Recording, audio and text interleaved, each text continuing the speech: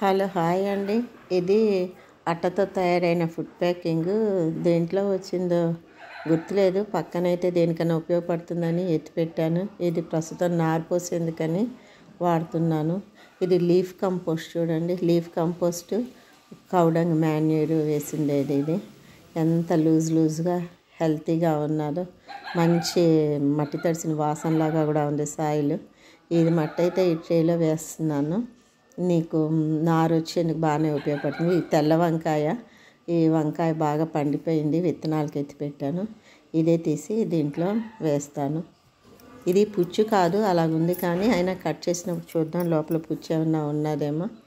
దీన్ని కొన్ని విత్తనాలు అయితే వేసి కొన్ని ఎండబెట్టేస్తాను. లోపల విత్తనాలు తక్కువ, గుజ్జు ఎక్కువగా ఉన్నది. విత్తనాలు అయితే ముదిరాయి. వీటిని ఒకసారికి నీళ్ళల్లో కడిగేసి వేస్తాము. ఫస్ట్ విత్తనాలు పెట్టే ముందు మట్టి మీద నీళ్లు చల్లుకుంటేనే కొంచెం లూజ్గా ఉంటుంది కదా, ఇంకుతుంది. మన విత్తనాలు పెట్టాక నీళ్ళు పోస్తే విత్తనాలు అడుగుకి వెళ్ళిపోతాయి, పైకి జర్మినేట్ అవ్వడానికి టైం పడుతుంది. అందుకని ఫస్ట్ మనము వాటరింగ్ చేసుకొని మళ్ళీ విత్తనాలు ఇవి ఇలా పెట్టుకోవాలా. చూద్దాం ఎన్ని రోజులకు వస్తుందో. 4 ముక్కలు అయితే చేశాను. ఇవి 3 ఎండబెట్టి విత్తనాలు తీస్తాను.